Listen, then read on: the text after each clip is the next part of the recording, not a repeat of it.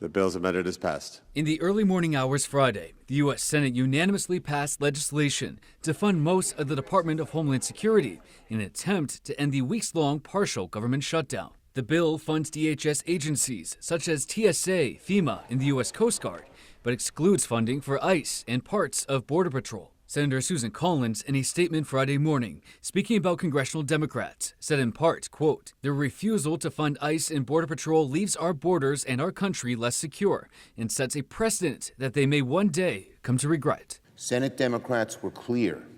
No blank check for a lawless ICE and Border Patrol. We held the line. I think they ought to fund the whole thing. We're at war right now. We shouldn't be going through this, too.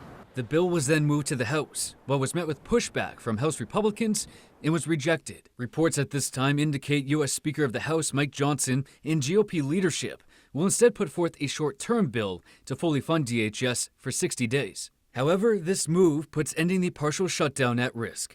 Because the House is scheduled to go on a 2-week spring recess by the end of Friday, the Senate, who would need to pass what the House decides on, has already left for their recess. Funding for TSA lapsed on February 14th, causing delays in airports and TSA workers missing their first full paycheck last week. On Friday afternoon, President Donald Trump signed an executive order to pay those workers.